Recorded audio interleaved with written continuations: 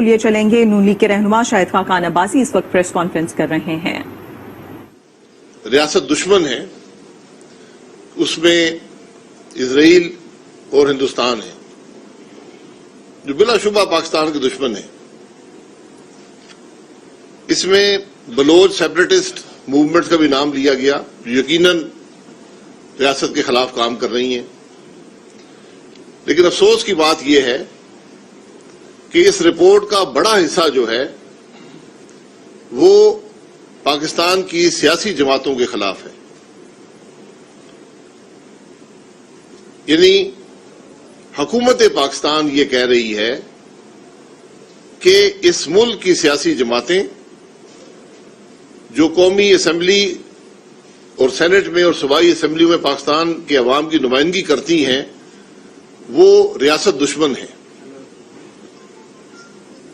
یہ بات کوئی سیاسی لیڈر کرے تو بھی سمجھ نہیں آتی، ملک کے اندر میڈیا میں یہ باتیں آئیں تو سمجھ نہیں آتی۔ اگر مارشاء اللہ کا دور ہو، اور ماضی میں ہمارے ہر مارشاء اللہ کے دور میں سیاسی جماعتوں کو، سیاسی لیڈروں کو،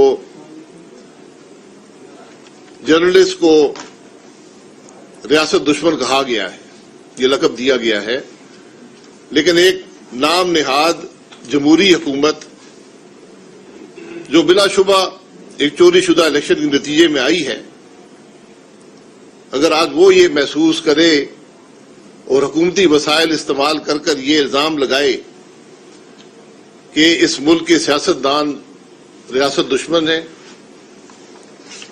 اس ملک کے صحافی ریاست دشمن ہیں، اس ملک کے محب وطن لوگ ریاست دشمن ہیں، تو پھر باقی کیا رہ جاتا ہے؟ اس بات میں کوئی شبہ نہیں ہے کہ کسی مارشاء اللہ حکومت میں بھی صحافت پر اتنی پابندیاں نہیں آئیں، اتنے صحافی نہیں اٹھائے گئے، اتنے لوگوں کو دھمکیاں نہیں ملیں جتنی اس حکومت کے دور میں ملی ہیں۔ کبھی بھی مارشاء اللہ کے زمانے میں بھی اس طرح عوام کی آواز کو دبانے کی کوشش نہیں کی گئی جو اس حکومت میں کی گئی ہے۔ اور اصل سوال تو یہ ہے کہ یہ کیوں کیا جاتا ہے؟ یہ معمولی رپورٹ نہیں ہے، 135 صفحے کی رپورٹ ہے، حکومت پاکستان کی رپورٹ ہے۔ اس میں اس رپورٹ کی حقیقت کیا ہے اس کا اندازہ آپ کی دو باتوں سے پتہ چلے گا۔ اس رپورٹ میں 5-6 جگہ پر نقشہ دکھایا گیا ہے ایشیا کا اور مڈل ایسٹ کا، اور اس نقشے میں کشمیر کو ہندوستان کا حصہ دکھایا گیا ہے۔ تو کیا یہ وزراء یہ جواب دے سکتے ہیں کہ انہوں نے یہ رپورٹ دیکھی تھی آنے سے پہلے؟ کیا اس رپورٹ کو انہوں نے پڑھا تھا؟ اگر انہوں نے پڑھا ہوتا تو پھر اس کی ذمہ داری یہ اٹھاتے ہیں۔ یہ تو بات وہیں پر آتی ہے کہ جو یہ حکومت ہندوستان کا آرٹیکل 370 کو قبول کرنے کو تیار تھی، آج اس کا عکس اس نے اس رپورٹ کے اندر پیش کر دیا ہے۔ یہ شاید اس زمانے کی رپورٹیں بنائی تھیں کہ عوام کو دکھائیں گے جی کوئی بات نہیں ہے، ہندوستان 370 کرے یا 35A کرے، ہم تو ہندوستان سے تعلقات بڑھانا چاہتے ہیں، ہم تو اپنے موقف سے ہٹنا چاہتے ہیں، ہم تو 370 کی باتیں کریں گے، ہم 35A کی باتیں کریں گے۔ تو آج اس کا عکس اس رپورٹ میں نظر آتا ہے۔ دوسری بات جو ہے وہ جہاں سے یہ ڈیٹا لیا گیا، یہ رپورٹ خود کہتی ہے کہ ٹویٹس میپ نامی ایک کمپنی سے یہ ڈیٹا حاصل کیا گیا جو انالیسز کرتی ہے دنیا میں ٹویٹس کا، کہ کس نے کتنے ٹویٹ کیے، کب کیے، کہاں سے کیے، کس بیانیے پر کیے۔ یہ ڈیٹا اکٹھا کر کے یہاں پر رپورٹ میں شامل کر دیا گیا کہ جناب یہ لوگ ذمہ وار ہیں۔ یہ صرف ایک بات بتانا بھول گئے کہ یہ صرف ٹویٹس کا ذکر ہے، یہ نہیں بتائے گا کہ ٹویٹس کے اندر لکھا ہوا کیا ہے. معمولی سی بات رہ گئی پیچھے کہ جی ٹویٹس بڑے ہوئے ہیں، کوئی 30 لاکھ کے قریب ٹویٹس ہوئے ہیں، یہ نہیں بتایا کہ لکھا ہوا کیا تھا. کیا پاکستان کے حق میں بات ہو رہی تھی، پاکستان کے خلاف ہو رہی تھی، پاکستان کے آئین کی بات ہو رہی تھی، اس حکومت کی ناکامیوں کی بات ہو رہی تھی، اس حکومت کی کرپشن کی بات ہو رہی تھی، ان نااہل وزیروں کی بات ہو رہی تھی. اب نیشنل سیکورٹی ایڈوائزر صاحب ہیں، وہ بھی وہاں بیٹھے تھے، ان کا مقصد کیا تھا یہ مجھے سمجھ نہیں آئی. ان کو تو ٹیلی فون نہیں آ رہا، وہ مہینے سے پریشان ہے، ٹیلی فون نہیں آ رہا امریکہ کے صدر کا. ان کی تو زندگی میں ایک ہی پریشانی ہے، ٹیلی فون آج تک نہیں آیا. امریکہ بھی گئے، وہاں سے بھی کوشش کی، شاید ٹیلی فون نہیں ملا، نمبر نہیں ملے، لیکن ٹیلی فون ہمیں نہیں آیا ابھی تک. تو وہ بھی اس رپورٹ کے اندر شامل ہو گئے کہ نیشنل سیکورٹی کا ایشو ہے. اب آپ یہ اندازہ لگا لیں کہ اگر آپ ملک میں بات کریں اس حکومت کی کرپشن کی تو وہ نیشنل سیکورٹی کا ایشو بن جاتا ہے. اس حکومت کی نااہلی کی بات کریں تو نیشنل سیکورٹی ایشو بن جاتا ہے. افغانستان میں جو آج ہماری حالت ہو رہی ہے کہ ہم ایک ٹیبل پر بیٹھے ہیں اس ریجن کی مختلف طاقتوں کے ساتھ، جس میں ہندوستان بھی شامل ہے. یعنی آج دنیا یہ کہہ رہی ہے کہ جو افغانستان کے معاملات ہیں اس میں ہندوستان بھی اتنا ہی حصہ رکھتا ہے جتنا پاکستان رکھتا ہے. یعنی وہ ملک جس نے اشروں تک کروڑوں افغانیوں کو پناہ دی، اپنے ملک کے حالات خراب ہوئے، ہزاروں کی تعداد میں ہمارے فوج کے، پولیس کے، سول انتظامیہ کے، عام شہری شہید ہوئے. آج اس ملک کا درجہ اور ہندوستان کا درجہ جس کا ایک آدمی افغانستان میں نہیں مرا برابر، جس کو ایک پیسے کا نقصان افغانستان سے نہیں ہوا، وہ آج پاکستان جس نے اپنی پوری معیشت دباؤ پر لگا دی. 40 سال سے افغانستان کی جنگ جو ہے اس کے اثرات ہم پر ہیں. یہ ناکامی چھپانے کے لیے آج یہ ایسی رپورٹیں، یہ رپورٹ ہے، یہ فخریہ طور پر اس حکومت کے وزیر اور نیشنل سیکورٹی ایڈوائزر بیان کر رہے ہیں. تو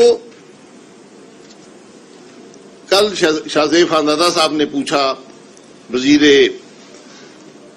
انفارمیشن سے کہ آپ نے یہ انالائز کیا ہے کہ کیا باتیں ہوئی ہیں، آپ نے کوئی شہادت ہے، آپ کے پاس کوئی ثبوت ہے کہ فلانے آدمی نے یہ بات کی ہے. کیونکہ اس رپورٹ کا بڑا حصہ، تقریباً 100 سے زائد صفحات جو ہیں، وہ ان لوگوں کے نام ہیں جنہوں نے یہ ٹویٹس کی ہیں. تو انہوں نے بڑے آسان جواب دے دیا. اس حکومت کا ایک خاصہ ہے کہ جھوٹ بولنے میں بے پناہ مہارت رکھتے ہیں. اس حکومت میں اگر کوئی مہارت ہے، کوئی کمپٹنس ہے، وہ جھوٹ بولنے میں ہے، وہ سفید جھوٹ بولنے میں ہے. ماشاءاللہ ایسا جھوٹ شاید ہی دنیا میں حکومت کبھی بولی ہو جو اس حکومت کا وزیر اعظم اور اس کے وزیر بولتے ہیں. تو جب یہ پوچھا گیا کہ بھئی کوئی ثبوت ہے، کوئی آپ نے دیکھا ہے کہ نہیں، یہ تو ایزمپشنز ہیں، یعنی مفروضے ہیں. مفروضے کی بنیاد پر 135 صفحے کی رپورٹ، جس میں آپ نے اس ملک کی سیاسی جماعتوں کو، سیاسی لیڈروں کو، صحافیوں کو اسرائیل اور ہندوستان کے برابر لا کھڑا کیا. یہ اس ملک کا وزیر اطلاعات اور نیشنل سیکورٹی ایڈوائزر، قومی سلامتی کے مشیر یہ فرما رہے ہیں. تو میں چند نام لے لیتا ہوں جس سے آپ کو اندازہ ہو جائے گا کہ یہ وطن دشمن عناصر ہیں. افرا سیاب خٹک صاحب پوری زندگی گزار دی ہے جمہوریت کی بات کرتے ہوئے. فرد اللہ بابر صاحب، ان کا قصور بھی جمہوریت کی بات کرنا ہے.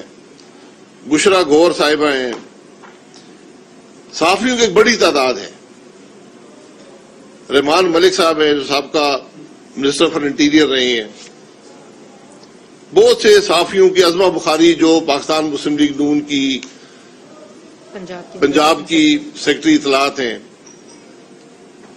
عمار مسعود صاحب ہیں، بین سلیم صاحب ہیں، اور بہت سے صحافیوں کے نام اس کے اندر آئے ہیں. اور ہمیں جس بات کا سب سے زیادہ دکھ ہے کہ کئی جگہ پر ہمارے وزیر اعظم کی سابقہ اہلیہ کا نام بھی لیا گیا ہے.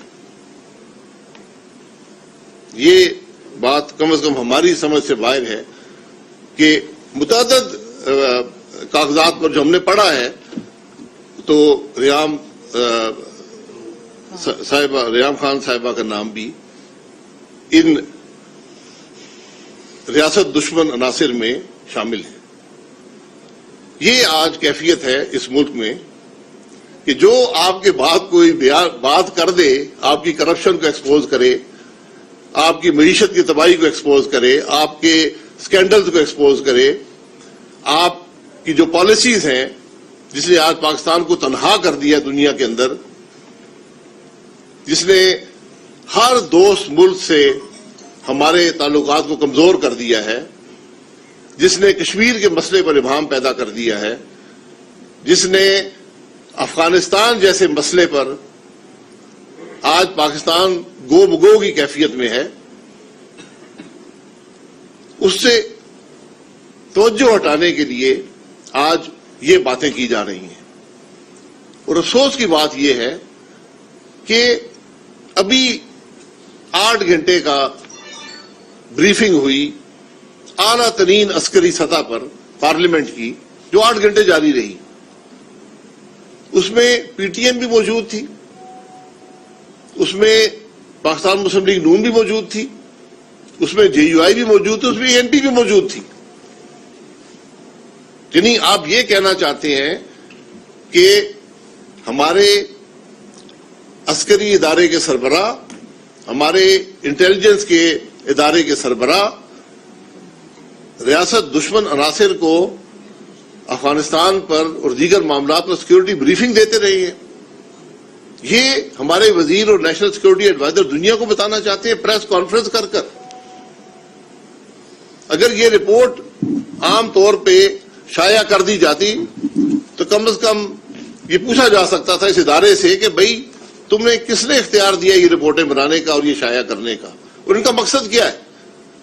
جو رپورٹیں مفروضے کی بنیاد پر ہوں، جن کی کوئی حقیقت نہ ہو، اور جس کمپنی سے یہ ڈیٹا لیا گیا، جو کینیڈا کی کمپنی ہے، یہ تو ہم اپنے ملک سے ڈیٹا لیتے نا. اگر ہمیں اہلیت ہوتی اپنا ڈیٹا اکٹھا کرتے کہ ہمارے خلاف کون عمل پیرا ہے دنیا کے اندر، کون ہمارے ملک کے خلاف کام کر رہا ہے. ہم اس کی بھی اہلیت نہیں رکھتے. ہمیں کینیڈا کی کمپنی سے ڈیٹا حاصل کرنا پڑا کہ یہ لوگ پاکستان کے خلاف، پاکستان کی ریاست کے خلاف بات کرتے ہیں. اس کا بھی ثبوت نہیں ہے. اور مزے کی بات یہ ہے، سب سے دلچسپ کہیں یا افسوسناک کہیں یا دکھ بھری بات، کہ جب اس کمپنی سے رابطہ کیا شاہ زیب خانزادہ صاحب نے، تو انہوں نے کہا جی ہم نے حکومت پاکستان کو یہ ڈیٹا نہیں بیچا ہے. یعنی digital media wing, ministry of information جس کی یہ رپورٹ ہے، اس کو ہم نے ڈیٹا نہیں بیچا. یعنی اور نہ انہوں نے بیچا ہے نہ ان سے مانگا گیا ہے. یعنی یا ہم نے اس کمپنی کا ڈیٹا چوری کر کے استعمال کر رہے ہیں، یا ہم نے یہ ڈیٹا سارا خود ہی بنا لیا ہے. اس کمپنی نے اس ڈیٹا سے، جس ڈیٹا کی کوئی حیثیت بھی نہیں ہے، جس پر یہ ساری رپورٹ بنی ہوئی ہے، لا تعلقی کا اظہار کر دیا ہے. یہ کیفیت ہے آج اس سارے معاملے کی.